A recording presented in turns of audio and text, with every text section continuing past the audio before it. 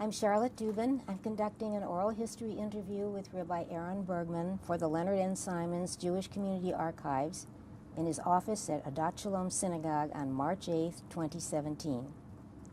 Rabbi Bergman, do we have permission to use your words and thoughts in the future for educational and historical research and documentation? No, absolutely. We'll start at the very beginning. Okay. Oh, I handled my first question. That was great. Yeah. Where and when were you born? Well, I was born at Sinai Hospital in Detroit in 1963, though I grew up in Oak Park. My parents moved there in 1965 when it was still a relatively young community, and we lived on 9 Mile between Coolidge and Greenfield on Park Lawn, which was right next to a Lubavitch synagogue, and about 2 blocks from Hamilton Hill, which was a very important place growing up. Who were you named for? I was named after my grandfather Avram and my grandmother Shendel. That's where the Scott comes from. They both died in the Holocaust, so I never knew them, but I was the first grandchild. My father was the only survivor. His siblings didn't, so they named me after them. Your parents had very different life experiences, and I wonder if you'd tell us about them and their background. Okay, which one do you want first? Okay, I'll start with your dad. Okay, so my dad was born in 1931 in the Carpathian Mountains, which was called Czechoslovakia at the time, and is now in Ukraine, and lived in a town called Bichkiv, which had about 5,000 people, and his father was a tailor, and his mother was a shirt maker, and it's a very modest living, but they had a number of acres of land, and they would plant vegetables too, and it was a fairly happy environment growing up, but then the Hungarians took over the village under the guidance of the Nazis, and in 1943 they took my grandfather to the army. They were bringing Jewish men into the army, not giving them weapons, but essentially having them be in the front lines. The enemies would shoot, use up the bullets, and then the army would come. And then after a while, though, they told my grandfather, they're going to be taking away all the Jews from your village. And they said to him, you can stay here and take your chances, or you can go back with them and die. And he went back, but he didn't tell them that's what was happening, because it was too late at this point. It was the spring of 1944, and my grandfather goes back, and they're all taken to Auschwitz. It was supposed to be my father's bar mitzvah, so my grandfather smuggles out a bottle of wine, and they have a toast on the cattle train on the way to Auschwitz.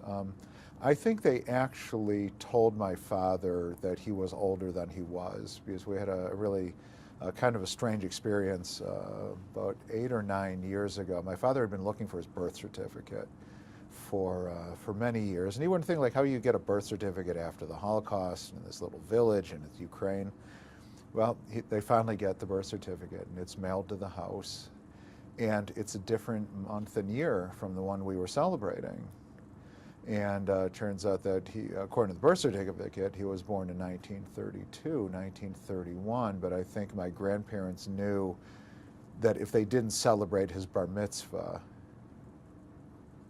that he was never going to have a chance at having a bar mitzvah. And where he got the date of May 1931 is that after the war, the soldiers asked him when his birthday was. He says it's around this time of year, and I had my bar mitzvah, and so they sort of came up with this date, and that's what we still celebrate it on, because that's what we've been doing for this long.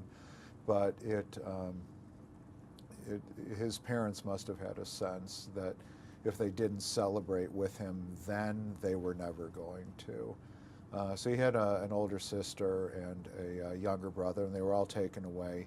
His mother, sister, and brother were taken immediately at Auschwitz, and he never saw them again.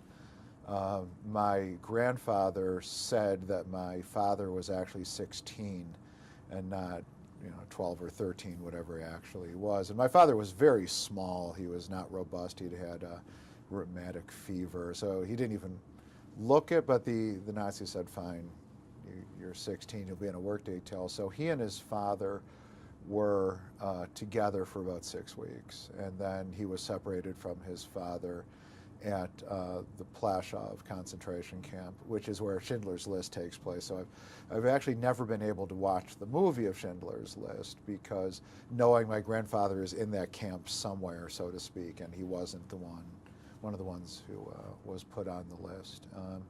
Then my father survives the war, and he goes back to his village, and his old neighbors are living in his house, and they say, well, you left, and you can't have it. And here's a 14-year-old boy. What is he going to do? He didn't have a deed or anything. And he heard the Russians were coming, so he actually wound up in Germany in a displaced persons camp for 2 years, and came to America in 1947. He wanted to go to Israel, and the British still had restrictions on how many people could go, and it came down to a coin toss between him and this other guy, and this other guy won and went to Israel, and my dad wound up going to America, winds up in an orphanage in Cleveland, which had a good relocation center for refugees at the time. And he actually made friends with a number of guys. They stayed in touch their whole lives afterwards. But he was taken in as a foster child by this really lovely Austrian family named the Piraks, Fred and Gertie. Fred was Jewish and Gertie was Christian, and they married. And in Austria, with the Nuremberg laws, it was illegal, and so they wound up coming to America, and they took in some other kids as their own because they never had them. And they essentially were my grandparents because they lived in Cleveland. I didn't see them as often as I would have liked, and Fred passed away in the early 70s. Gertie got to see at least my first daughter, so that was sort of a nice connection. But my father goes into the American Air Force. This is the time of the Korean War. By the time he graduates high school, and there's a draft, and he decides to go into the Air Force because he had better educational opportunities. And so they said to him, Bergman, you can, with your specialty, which was communications, you can go to Korea, or you can go to Germany. And my father is a very practical man, and he said, well, they're shooting in Korea, and in Germany they're not. So he actually winds up back in Germany in the uniform of an American soldier, and that was a very powerful moment. He said, walking around with a gun in Germany in the 50s, it was really tempting, but he knew it would have been ruining his life. And he comes back, and he goes to work. They train him in engineering and communications, and he's working in Cleveland. And he gets transferred to Detroit, and he's at a party, and he meets my mom. So that's how they connected. My mother grew up in Detroit and went to Central High. She's 10 years younger or 9 years younger, depending on which is my father's real birthday. And her family had experienced all these terrible suffering in Russia. Her mother was from a backwater town near a backwater of Odessa, and literally dirt poor. She couldn't afford shoes, didn't go to school, and her mother, her own mother, my grandmother's mother, died of starvation. This is probably 1913, 1914 in that area. And we used to have a picture of her that I would see at my bubbies, and I always assumed it was a picture of her in her 70s or 80s, and I learned that she was actually about 38 or 39 when she died. And her brother actually died of starvation at the funeral. I mean, that's how dire it was. And my bubby, my mother's mother, had a number of siblings, And the oldest went to America, and he eventually saved up and brought the family over. But they had to go through Windsor because the Americans were not really that interested in bringing in refugees from Russia at the time. This is right after World War I, right after the Soviet Revolution. So my Bubby and some of her siblings, they wind up in Windsor. They become Canadian citizens, I believe, or at least get some sort of legal status, and then they're able to come to America. And eventually she meets a fellow Russian who was 20 years her senior. He was the boss at a corset factory that she was working at, and so they got married. And my mother is the youngest of four, though she has a twin brother. So there's two older brothers, and then she has a twin brother, though one of the brothers has passed away. So my mother is a first-generation American, so she didn't have the firsthand suffering of Europe, but there was so much pain and suffering among the generations that it was, it couldn't have been the easiest thing to deal with. And she wound up being an extremely lovely woman. And they found each other, and they got married, and that was it. They had me and my brother. Your father shared his experiences with you, or did you find out about his background in another way? Well, I found out at a very young age. My father was actually unusually open for a survivor. And so from the time I was about 5 or 6 years old, he started talking about his experiences. He had actually written a long document before I was born, detailing his experiences, and he had written it for me. I read it at a young age. But he also started making copper sculptures of his experiences. My father, though his education was obviously like broken up into a lot of different segments, he didn't have the most linear path of elementary school, high school, college, that we kind of take for granted. Had a tremendous intuitive sense of how the mind works. Always had an interest in psychology and in art, and he became a self-taught sculptor. He was working in this engineering firm, and they had copper scraps, and he had this tool shed in the backyard and a blowtorch, and he would go and he would make sculptures of the death camps. I mean, of the crematoria, of the gas chambers, but he'd make them of happier things also. I mean, like a father and son. He'd make some humorous things. My father has a very good sense of humor and always like telling jokes. So he loved America from the day he got here. He was liberated by the Americans. Like, he is a Yankee Doodle Dandy, and he really wanted to be an American as quickly as possible. So he really worked on learning the language and really acculturating. We'd play catch with a baseball and all that. So, but he was dealing with his demons, but he found a way to deal with them. He would make these sculptures, and I don't think I understood how kind of strange it was to have a sculpture of Auschwitz in your basement, like next to the ping pong table.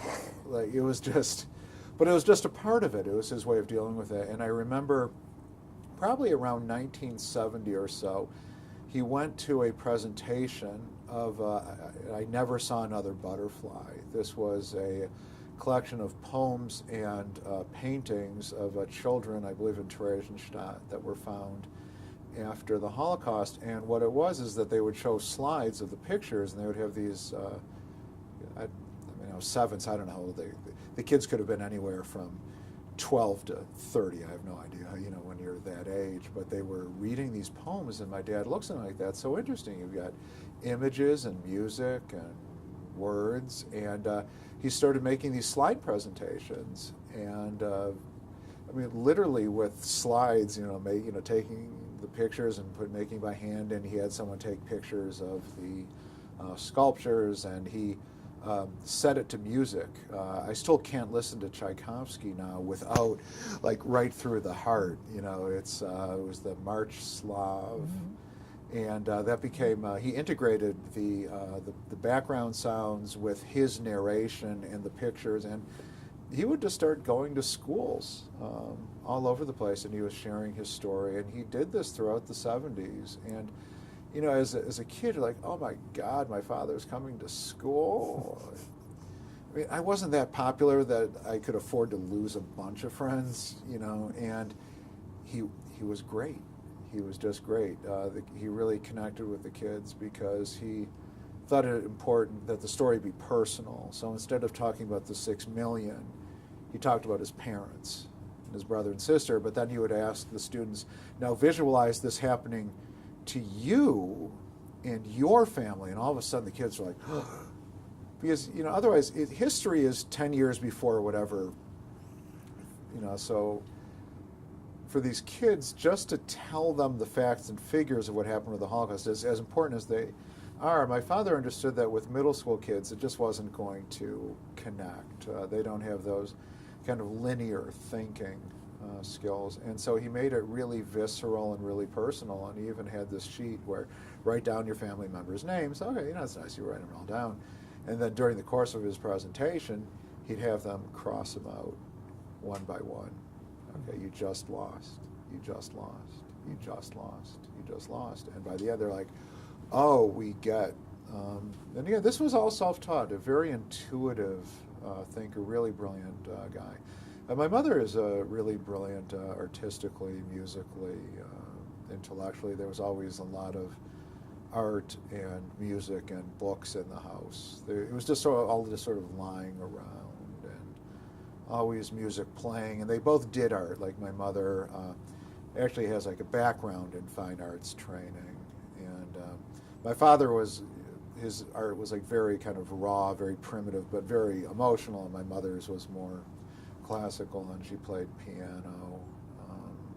I still have the piano in our house. I can't play it, but I have a lot of nice memories from it. But so there were I don't think I realized how much was going on in the house until later on, and like I'm married and we have kids, and like what kind of house? And like, well, it's not going to have a sculpture of, you know, Auschwitz, but it was an important piece for me. It was very formative. And growing up next to a Lubavitcher synagogue was important also. My father's faith in God obviously shifted a lot. He grew up ultra-Orthodox in the Carpathian Mountains, and after the Holocaust, a lot of distance, understandably, theologically, but he still cared a lot about the people. And the Lubavitch shul was how he remembered what it looked like.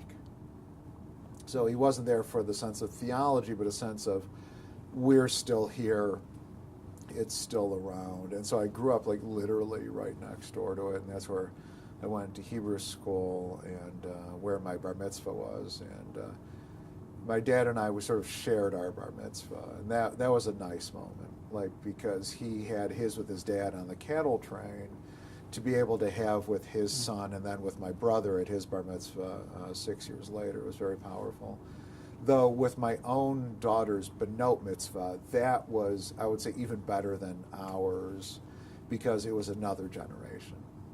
Like it had gone, it wasn't just that he had created another generation, but that generation had as well. So he and my mom, they really got a lot out of it, because, you know, I think my mother came from a very modest background in Detroit, from families who had just suffered horribly, and to have these, you know, lovely granddaughters and daughter-in-law too. She had 3 brothers and 2 sons, so when she finally had a daughter-in-law and then granddaughters, it was like, all those pink dresses, we can finally do something. Well, we will get back to them too. Where would your parents live? They are now in Florida, a place called Hernando. It's actually where Ted Williams lived in his later years, and there used to be a Ted Williams museum there. It's a little remote, but my father said it kind of reminded him a little bit about where he grew up, and it kind of has brought him full circle in a number of ways, but it's a schlep. Now, he found his way to Detroit because of that couple that... Well, actually, what happened is that there was some family in New York.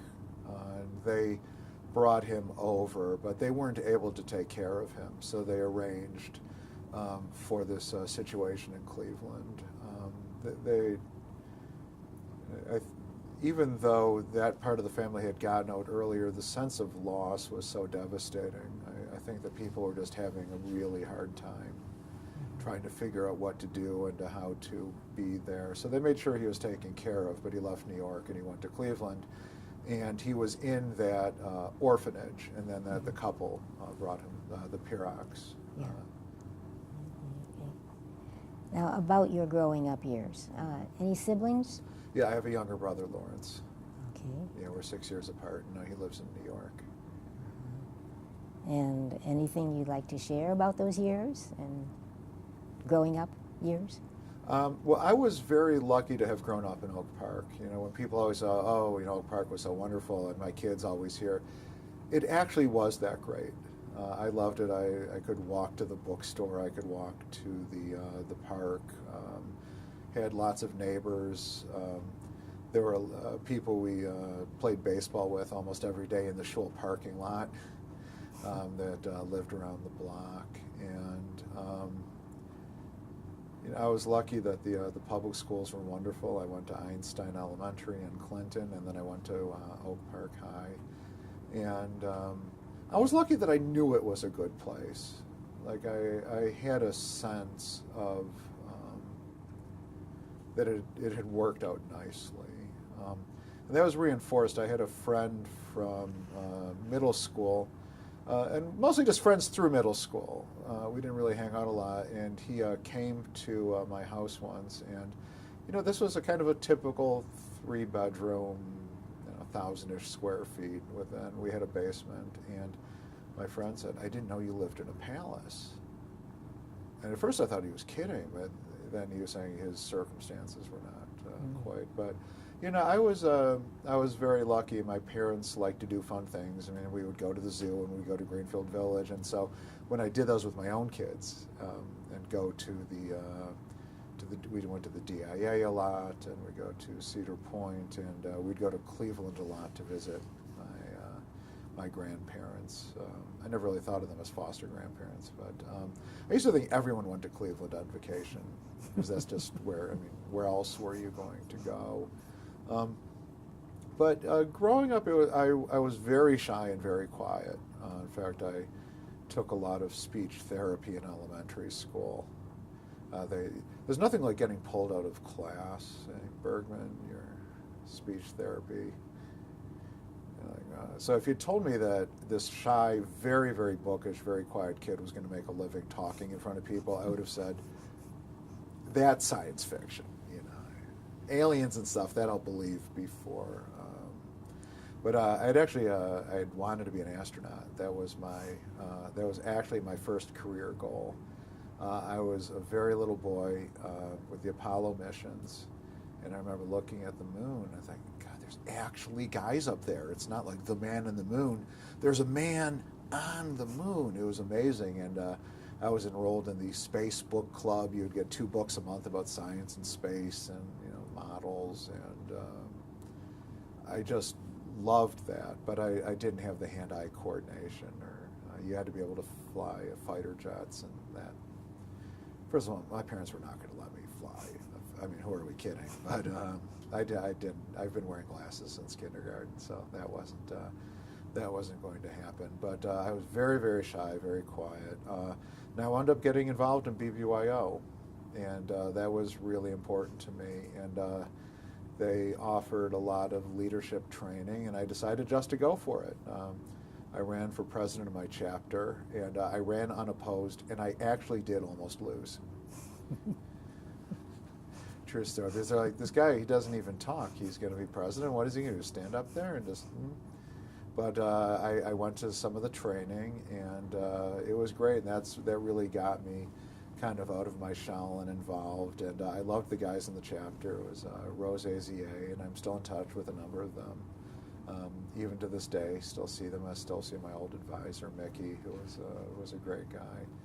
And that was a really important thing to me. So I mean, I know what had happened to my father, and not having grandparents and an aunt and uncle from him, like there was always a hole in my heart, like, and that part is never really, that's never gone away. There's always sort of been that nagging thing.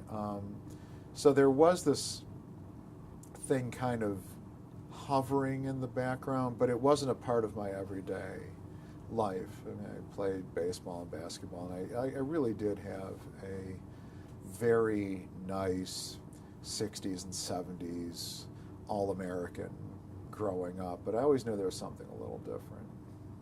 You think that hole that you mentioned, does it lend itself to the kind of work that you do with your congregation, counseling and those?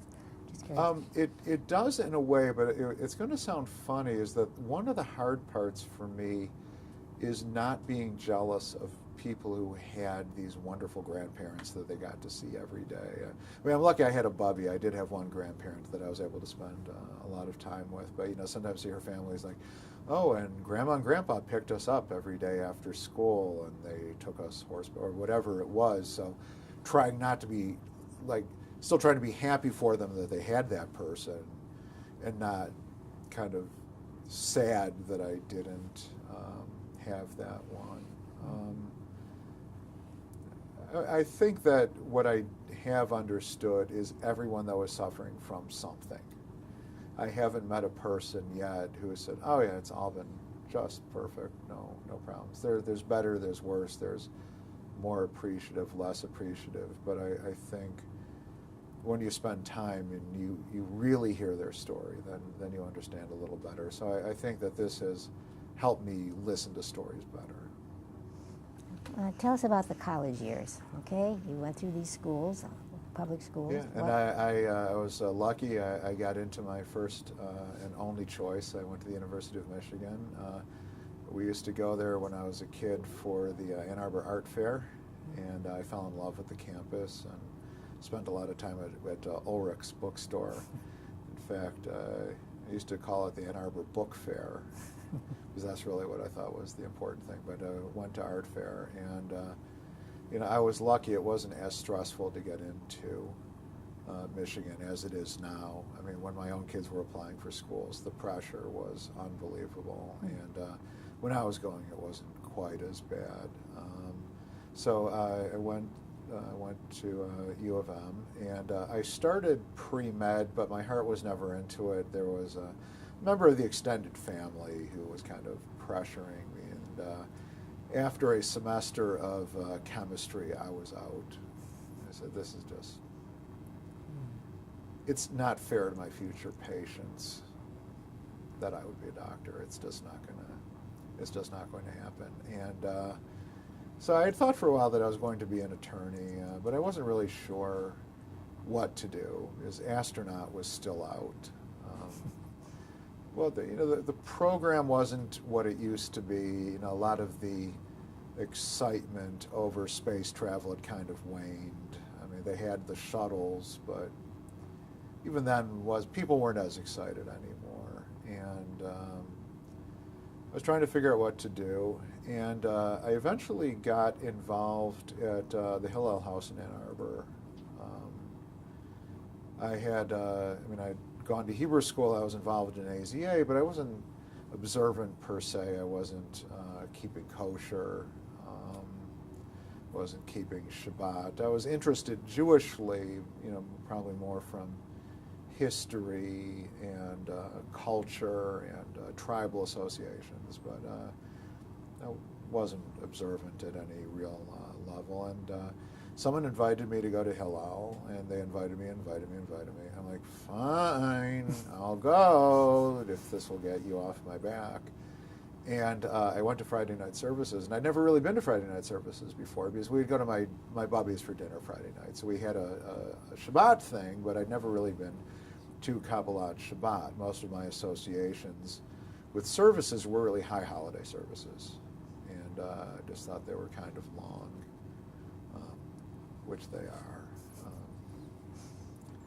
And here is Kabbalat Shabbat, and it's all singing, and it's being led by people my own age. I'd never seen that before. These were people who had gone to Jewish camps and day schools, And they're leading the service. Everyone there was my age. And then there's dinner afterward. And I said, this is wonderful. And my friend stopped going, and I just kept going. And I loved it. And eventually, in my junior year, I was sort of at a crossroads in my life as, okay, Bergman, what are you going to do? And who do you want to spend your time with? And I'd been involved in some other organizations and been doing some other things. And I said, well, I really like the people at Hillel, and I like services, and I'd gone to all the classes and the learning, and actually even wound up majoring in Jewish studies there, which was still just a program. It wasn't even a department. You kind of jerry-rigged a number of classes together, and they called that the program. It's much more robust now, which is great. And I'm in the Arboretum in Ann Arbor, and it's October 1983. And I'm just sort of sitting there, and I say, you know, Bergman, you ought to be a rabbi. Now, I had been studying Rabbi Heschel, Abraham Joshua Heschel. I'd actually first heard about him from Rabbi F. Spector of Adat Shalom. And it's kind of funny for me with Adat Shalom because they used to have the AZA dances at Adat Shalom, so that was my first time being here. And then I went to a lecture he gave, and one of the rabbis he talked about was Rabbi Heschel, and I spent a lot of time at Borders bookstore back when it was the only Borders, and it was in Ann Arbor. And I saw the name, and I started reading the book, and it really spoke to me to a very large level. In fact, I was lucky. Very recently, I was able to tell his daughter how much he meant to me, and that was a good moment for me. But I'm in the Arb, and I say, well, you like studying Jewishly, you like the services, you like the people, why don't you be a rabbi? And I said, okay. And I went home, or I went back to my apartment, and I called my parents, and they were very surprised because I didn't belong to any particular denomination. I still wasn't keeping kosher or anything. I wasn't really living in that, well, that's nice. Thinking, okay, that was another. But then I started really getting into it more, and I investigated a number of different schools, and Heschel had taught at JTS, the Jewish Theological Seminary, and even though he had since passed away in 1972, I said, well, that's going to be the place for me. And I just, I liked their approach to things, and I applied, and they let me in. So that was a good... What were those years like? I mean, do you recall any particular experiences or professors who impressed you, or classmates? What was that whole... Well, it was... I loved being in New York to start with. I think the fact that it was in New York was a selling point. My father's first cousin is the one who did the I Heart New York logo, so sort of had this connection. There were a number of professors there, though I say one, I went into a class, because I grew up with the Lubavitch approach, which is very powerful, but it has a certain point of view. And I took this class on Midrash, on Jewish sacred tales, and it just blew up my whole world. Well, because, you know, when I was growing up, you hear the story about Abraham and the idols, and Moses and the coal and the crown, and all these stories, and I remember looking in the Torah itself later, looking for those stories, and I couldn't find them, and I think, well, we must have a defective Torah, because they've got me in there. Little did I know that those were the Midrash about that. And I grew up that there wasn't really a differentiation between these two things. And the professor said, no, there's really a difference. And I remember going up to him and I said, look, you've unraveled everything I've ever believed. You planning on replacing it with anything? He's like, nope. But, you know, that was a gift, because it was a good place to struggle with ideas, to struggle with identity. It was a much smaller program than the University of Michigan. I mean, the entire JTS wanted to fit in the diag. It would fit in the diag at U of M, so it was a much smaller program. But I like that, you know, the people were trying to make a connection between their knowledge, their belief, and their life. And those are not always the easiest things to all reconcile. So I saw JTS as a good place to really grapple with issues. Though the best part is in the middle of the school year, I got a new roommate, and he was involved in the conservative minyan at Columbia, and he asked me if I wanted to go. And I usually went to the one at JTS, and I said, well, sure, he seems like a nice guy. I'll go. And I went there, and there was this young woman, a Barnard student, and she got up and made Kiddush. And we started talking, and she knew my roommate, and then we ran into each other at the JTS cafeteria at dinner that week, and that was because she mentioned that she would eat dinner at the JTS cafeteria, which I never did. I had an apartment, I would go there for lunch, but I started eating dinner there on the off chance. And we went out and got engaged 6 weeks later. Gee, what was her name? That was it, Ruth. Yeah, Ruth Weiss. And she was at Barnard, and I was at JTS, and we met at Columbia, which is, it's all in the same neighborhood. And it was just very obvious to me, and we spent our first year married in Israel, which was really nice. Part of the JTS program was studying in Israel for a year, and she studied education at Hebrew U, and because she had gone to Jewish Day School her whole life, she was able to take the Hebrew classes in the grad school at Hebrew U. And then we came back, and I finished up, and my last year, we decided that we were going to start our family, and think about where would be a good place to raise the child. And I was just very lucky that West Bloomfield and Farmington Hills opened up. It was Beth Abraham, Hillel Moses, and Hillel Day School were looking to share a rabbi. And I was given the position, and that's how we wound up here. And even though my wife is from New Jersey, she also liked the idea of raising the kids near my parents and the grandparents. Tell us a little bit about Ruth. I wouldn't have gotten through rabbinical school without her in a lot of ways. One, she could help me with my Talmud homework, because I went to public school, she went to day school, so I didn't have quite the depth of background. I've caught up a little bit, but she is beautiful and bright and kind. And if you had told the very quiet, nerdy, bookish me at 14, like, it's gonna be okay, you're gonna be married to her, I would, so it worked out really nicely. We've been together for 30 years, and we'll be married for 29. And her parents are survivors too. My father-in-law was in Russia in sort of with the whole family, but they had to spend the war in Siberia. They had to flee from Poland. His father owned a chocolate factory in Poland, and they were very well off. And family was actually on a ski vacation, and a soldier said, look, don't go back to Poland, to stay in the car and drive to Siberia, because the Russian army was actually fairly good to Jewish families. So Siberia was a horrible place to be, but at least the family survived intact. And my mother-in-law, my wife's mother, was a hidden child for 7 months. Her family survived, but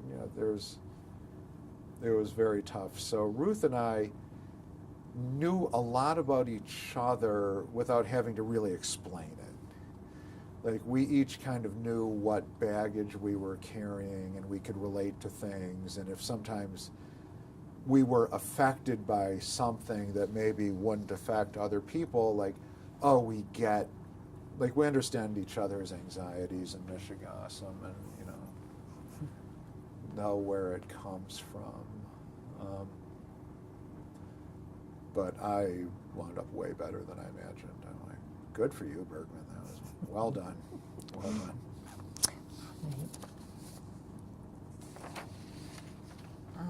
Okay. Well, let's get back to the family just a little bit then. Why don't you tell us what the life of a rabbi is like. It actually depends. It depends on the day. I mean, as we were talking before the interview, I had the day all planned, and instead I had 2 funerals in 4 hours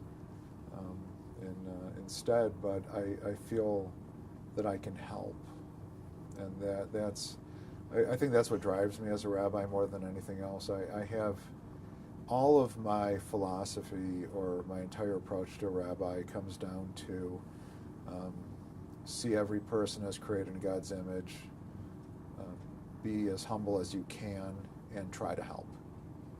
That's it. That's the whole thing. Everything else is kind of a variation on those things. So I have a schedule of what I think I'm doing for the day, and then sometimes things come up. I think one of the things that's interesting and challenging is that I have to be good at a very wide variety of things. Meaning that I have to be able to do pastoral things, but then also to be able to write the eulogy in a way that is helpful, and to give sermons and teach classes and work with a variety of age groups. But I really like that. I like the variety. I don't think I could do a thing all day, every day. Some of the challenge is just being able to make it on time to everything, because you never really know.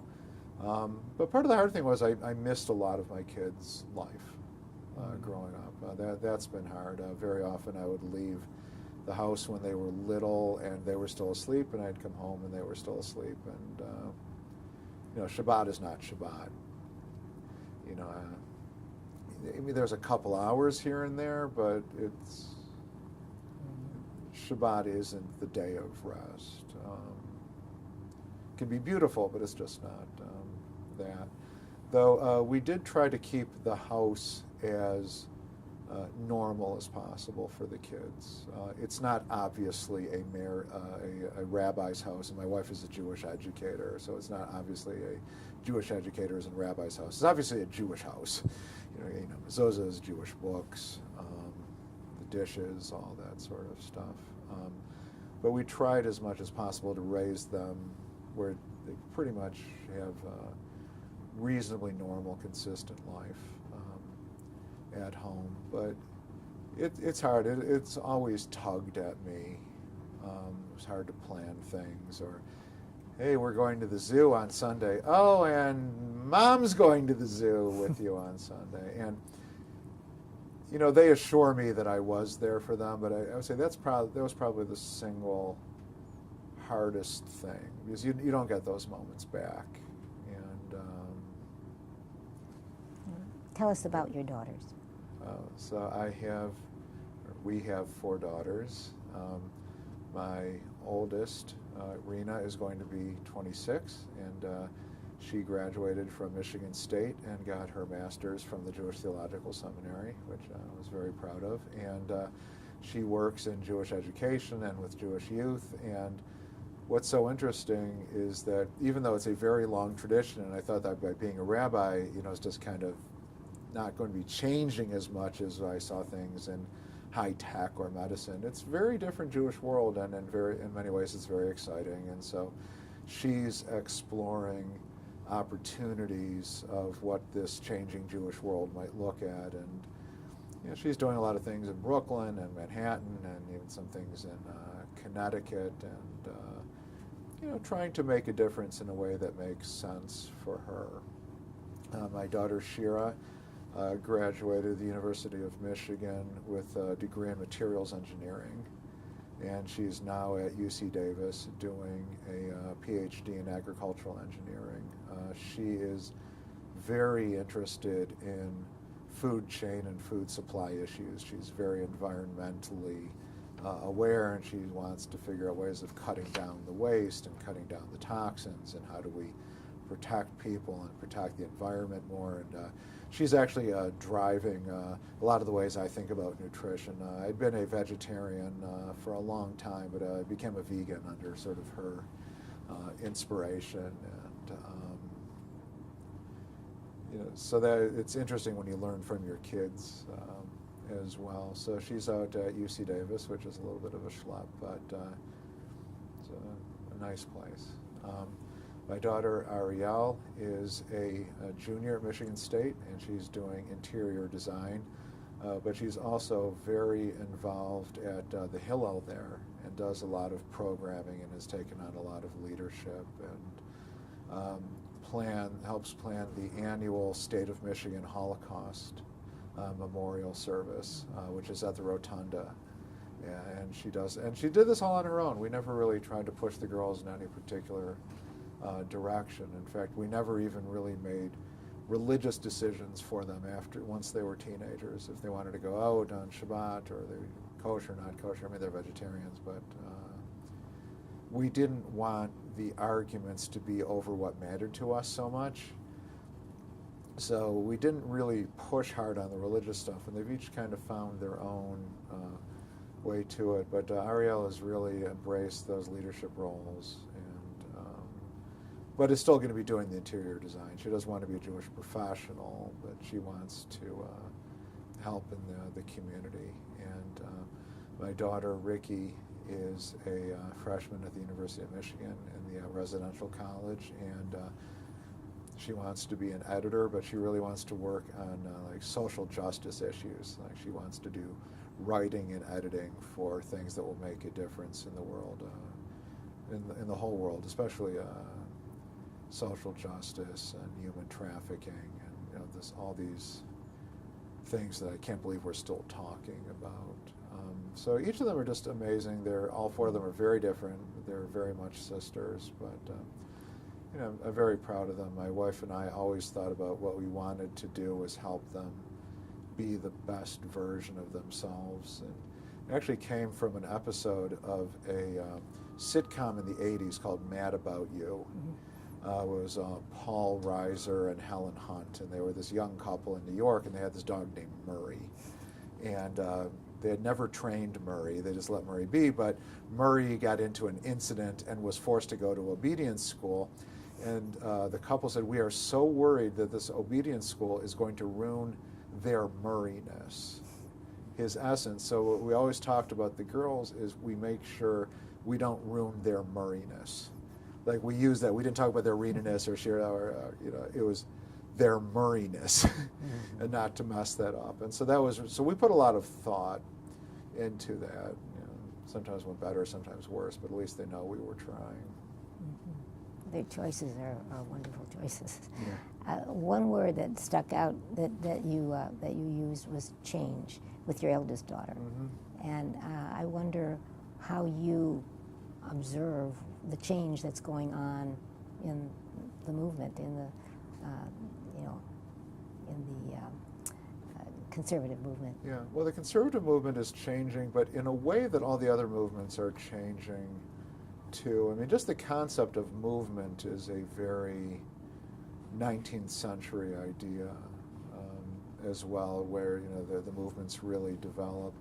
But I think what happened in America is that the first the immigrants who came here and the refugees who came here, and the first generation, there was a lot of anti-Semitism, a lot of doors were closed, there was a lot of fear. So synagogue membership was taken for granted.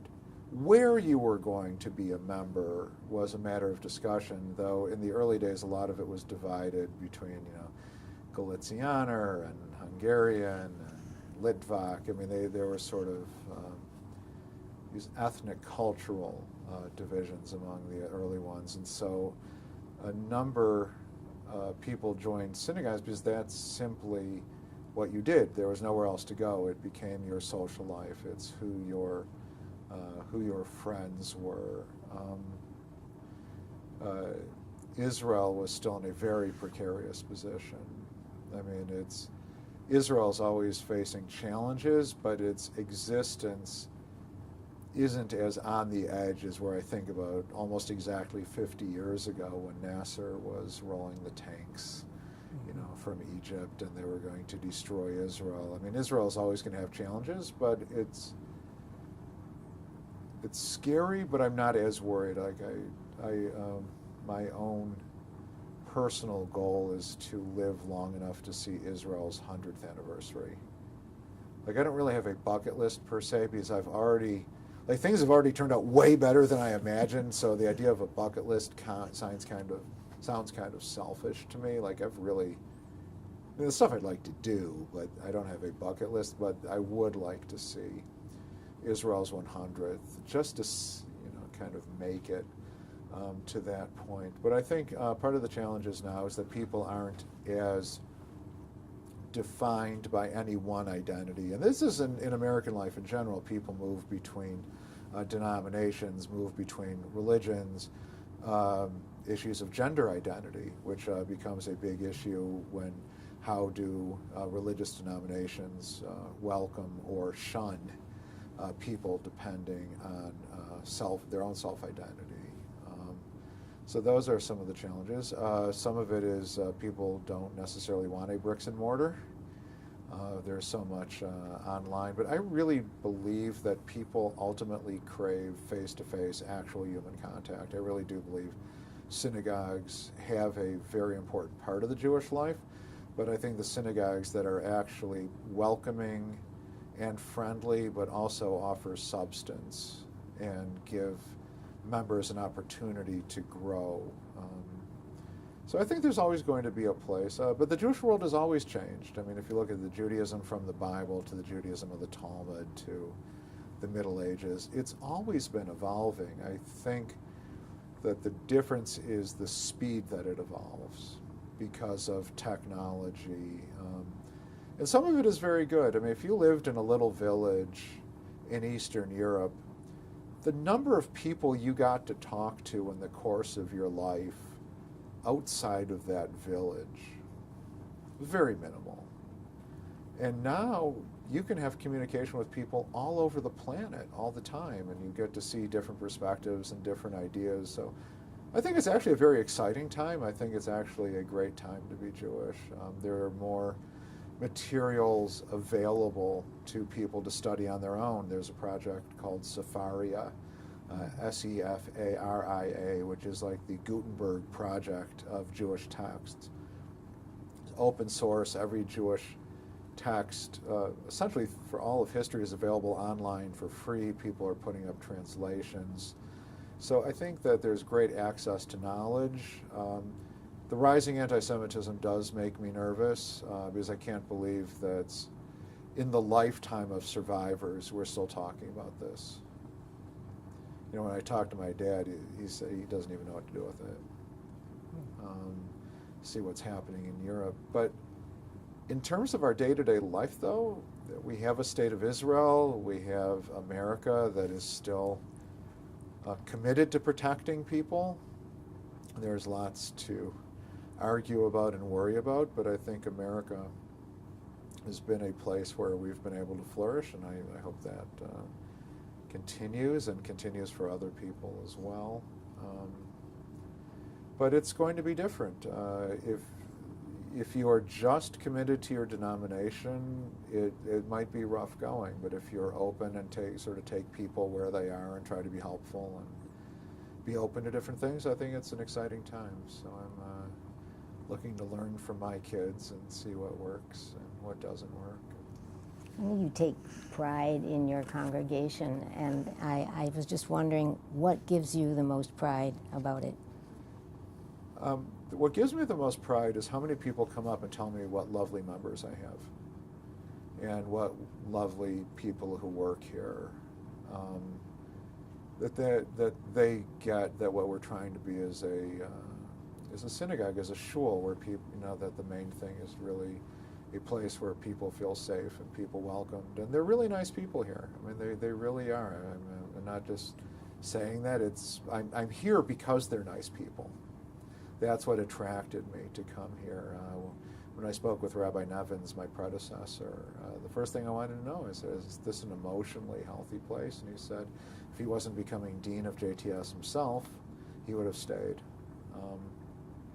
And so I came and I met the people, and I said, I like these people. I always kind of measured a place, not just by the programs and achievements, even though we have a lot of good things going on here. It's, do I want to see these people on a regular basis? And I come here and I'm glad to see the people. Even the ones I'm not always glad to see, I'm still glad to see. Like, it's still okay. It's what makes it a shul.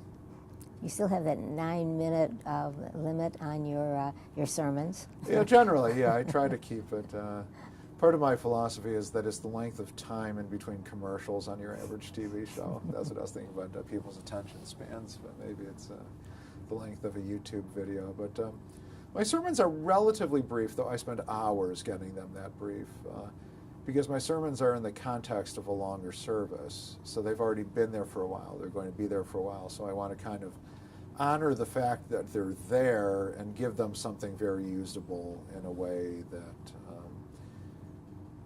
is nice for them, and that at the end of it they might say, oh, you know, I actually did learn something and I can repeat it back. You know, what's nice is I get to give a couple sermons a week in classes, so there's plenty of these opportunities. You have done some work with other religious groups, I believe. I think you showed me a kippah that was given to you by some Muslims. Yeah, it was right? Imam Mardini of the American Muslim Center. We've developed a nice relationship with his congregation. I've done a lot of work, particularly with Jewish-Christian relations, and now increasingly with Jewish-Christian-Muslim relations. I think it'd be important to bring in Eastern religions at some point too. We talk about interfaith, but we really mean essentially like Western monotheisms. And I think there's a bigger world that we can kind of help each other with, whether it's Hindu, Jainist, Buddhist. I'd like to do more with the interfaithless, so to speak, also. I think that there are a lot of people that religious institutions can benefit from people who challenge religious institutions, and people who challenge it might be enriched if they were to feel welcomed and not judged or sold something. I think one of the reasons that the Jewish-Christian dialogue has improved over the years is not the least because of Vatican II, where Pope John the 23rd said some very, very brave things about the Jewish people and its relationship to the church.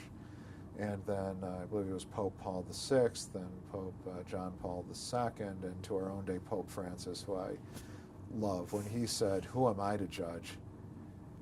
Really, it's in the job description. You can judge all you want. But that sort of compassion and that sense of openness. But also I find that within the Christian world, they've been having really good internal dialogues as well. And so that's been helpful. And I believe that the Muslim world, I see it even happening in Michigan, that there's a lot of good work within the Muslim world among different groups, whether it's Sunni, Shia, whatever the groups might be. They have good dialogues with each other. So what I'm hoping is that as each group internally, and the Jewish community has had some pretty good dialogues, though it's been a little bumpy here and there, but at least we still talk. The better each religion can talk to itself within, I think the more than the interfaith work is possible, so that's what I've been seeing. But I try to be optimistic. I try not to give up. It hasn't always been good experiences. I've had some really, really terrible experiences. Not everyone is involved in interfaith to share the space. Some people are involved to prove that they are correct. But I keep going, and it's challenging. Some people are very supportive, some aren't. But I think the beauty of America is that we can have these dialogues in a place that no other place in the world is doing it. And this isn't happening in the Middle East, this isn't happening in Europe, this isn't happening anywhere else. I think America might be the place where at least the conversation can happen, and I want to be part of the conversation. Something that's occurred to a number of people is comparing the situation of the refugees from Syria with the Holocaust experience and what turning away Jews during the war.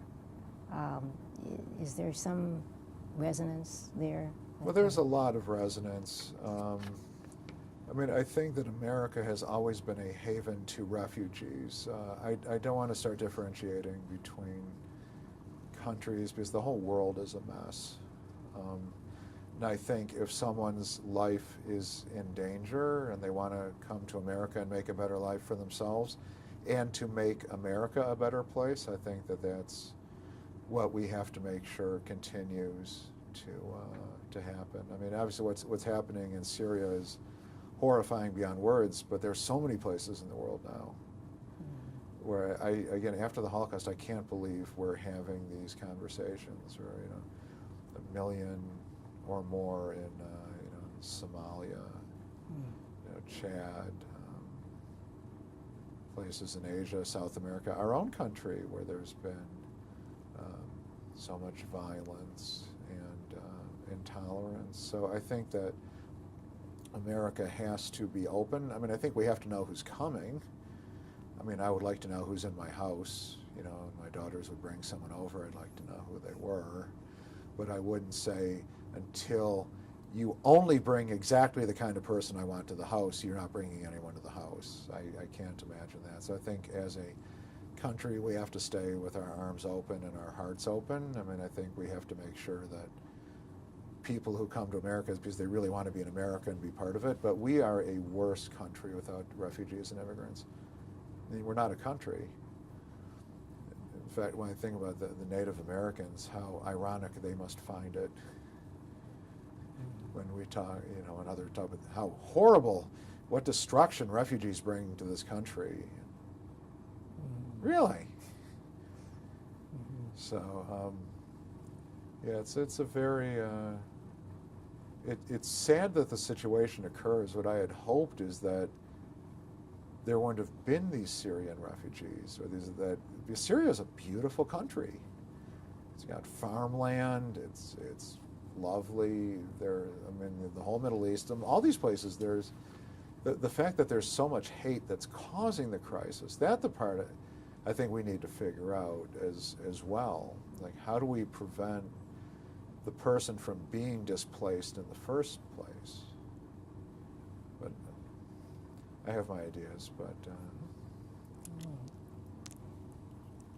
The changes in the conservative movement are something that we talk about a lot. What observations do you have about how... I know you don't like to use the word movement, but... Yeah. Well, you know, the conservative movement has always tried to figure out how do you maintain the best of traditions within the world you're actually living in. And in the 21st century, how do you maintain traditions where our society does say that women should be equal, that we honor people who live their lives a number of different ways outside of the standard husband, wife, 2 point whatever, children, that the definition of who is a family, who is an individual who gets to participate. The fact that most of the service is still in Hebrew is a challenge, but I believe that for the conservative movement, Hebrew is a cornerstone. We have to help people become more comfortable in it, even though we know that they're not. But we do offer these, because for me, the Hebrew connects across countries now. Like if I go to a country where I don't understand the language, but I go to a synagogue and it's Hebrew, I know what's going on. But I love the fact that 1,000 years ago, the person lighting Shabbos candles is saying the same blessing as my mother did. You know, I think there is a power in that. So how do you maintain that connection to the traditions with a 21st century sense of morality? And I don't think the sense of morality is faddish. I think this has been evolving. I think that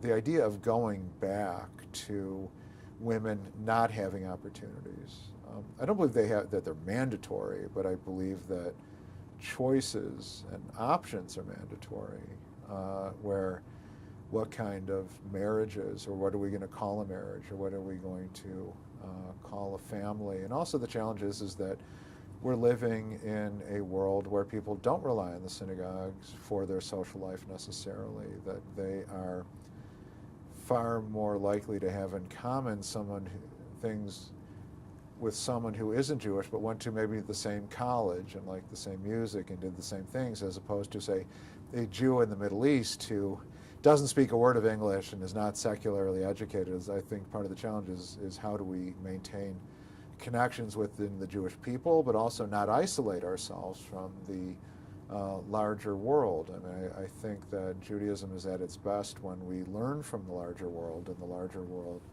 learns from us. I think that's the same with Christianity and Islam, is that we're better for who we are. But the difference between, with Reform, Conservative, Orthodox, and all the differences between these and Humanistic, Reconstructionist, and Renewal is, what is that balance between the traditional and the modern?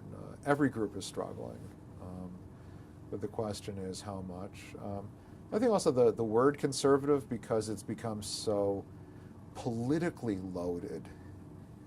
When you say now, I'm a conservative Jew, big C, small c, you talk about the party, you talk about the denomination, so things, I think just the term itself feels archaic in a way. What would you substitute? I think about that a lot. I don't know, I almost think that it doesn't need a name. I mean, I think that we're just a Adat Shalom Synagogue, and this is the kind of Judaism we practice. They've tried a lot of different names, but it's a very hard. Maybe if someone wants to endow enough money, we can just call the movement after the name of that person. We can call it the Stein or Cohn denomination. Not to jump around too much, but you did say that you would like to say something about Israel. Yeah. Well, when I think a lot about Israel, that I'm very lucky that I don't have any memories that don't involve their being in Israel. When I think that had there been an Israel when my father was a kid, how different things would have been. I mean, I probably wouldn't have been born, and I wouldn't have known. But for the first time in 2,000 years to have political independence where we can actually put our values into action. And it's very hard, it's very messy. It is very easy to be noble when you're a victim. There's very little moral ambiguity to victimhood. Moral ambiguity begins when you have power and you can make a decision. Now, you can choose when you're being victimized how you're going to respond to it, but only when you have power, then you can really make very difficult moral choices. And now we say we've been having these values and we've had these dreams, can we implement it? And Rabbi David Hartman always talks about Israel as the greatest laboratory ever there's been for the Jewish people. And he said something else that really resonated with me, is that he said God didn't give Israel to the Jewish people because of the Holocaust. Israel is the Jewish people's response to the Holocaust, and that you respond by trying to build and to create. It wasn't to try to destroy the Germans or the other Nazis. It was trying to build a place. But it's a very messy situation. I mean, it's very challenging. It's polarizing in many ways. But the fact that there is an Israel, to me, is unbelievable, that you can go there, you can study that Hebrew was brought back to life, and that it's just a language on the street. The food, the music, the culture, but helping people have that connection. And part of my challenge is that if I never say something critical about Israel, I get blasted by one side, and if I ever say something critical, I get blasted by the other side, and that if I don't say anything, I get blasted by all of it. And that's just, part of, when we talk about the challenges of being a rabbi, that's part of it, and that's part of my contribution, is trying to help manage these things. But I think that the American Jews have something to offer to the Israelis in terms of insights and ideas. I'm just not sure playing it out in public newspapers is necessarily the best place, because there are too many people who want to use it to, see, we know how terrible you are. Even your own people say Israel's terrible. So trying to wrestle with those things, and who do you say is pro-Israel, who's not? It's very challenging, but I would rather have this challenge than not have an Israel and no challenge. Now the camera can't see it, but in your office here, we're surrounded by books, music, art. These are all important to your life. Yeah. And the paintings behind you are also yours. Yeah. So how do they figure in your life? First, it's always been a part of my life. I mean, there was always music and art and books in the house. So it's just very comforting for me, and I like to create things, and I like connecting things. I like connecting the word, the sound, and the music. So it allows me to express myself in different ways. Judaism is a religion of a lot of words, and most of what I do is word-oriented, so I love being able to create a piece of music or art that's just non-verbal. But what I also learned, especially because I spent a lot of time in education, is that there are a lot of people, they aren't verbal either, and they don't feel there's a place for them in Judaism, even though they're very spiritual, very intelligent, very passionate. And I find that if you show people, say, look, you may not be able to read the prayers or study in Hebrew with great facility, but maybe you can make a picture, you can make a song, you can sing a song, you can look at a picture and try to figure out what is the spiritual. But I think with the physical as well, I think that with sports and exercise and yoga, that uniting the physical and the spiritual, which is we try to offer a lot of these things at Adat Shalom, because everyone's got different strengths, and if we don't honor those, Judaism is a very lonely place. But I do a lot of painting, I create a lot of music, and I very often integrate Jewish themes even into the music, words from Psalms, and I put some of it online. But it's been a great outlet for me. Mm-hmm. The children who are in your programs here, do they respond to the options of creating in a different way? Yeah, we do offer a lot of things with art and music. That's been really important to me, that we offer those for the kids, and stories, and even for the older kids. Everyone needs a good story. Is there anything that I haven't asked you that you'd like to put out there? You did a pretty good job. So did you. No, just I'm very grateful to be part of this people at this part in our history. I feel that this is one of the most momentous shifts in the Jewish world in 2,000 years. Well, when you look at the fact that the most traumatic event in the last 2,000 years and the most politically uplifting and significant event in the last 2,000 years all happened within 10 years of each other, with the Holocaust and the State of Israel. And I think this has impacted the way people pray, the way that people think about being Jewish.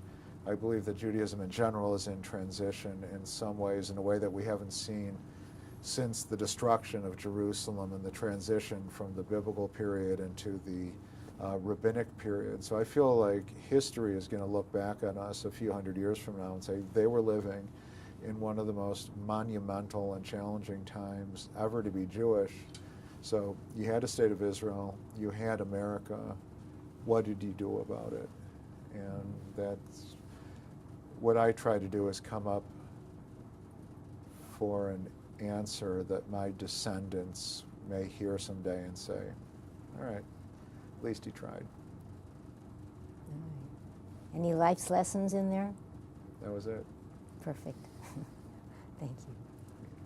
Thanks very much. Yeah, thank you.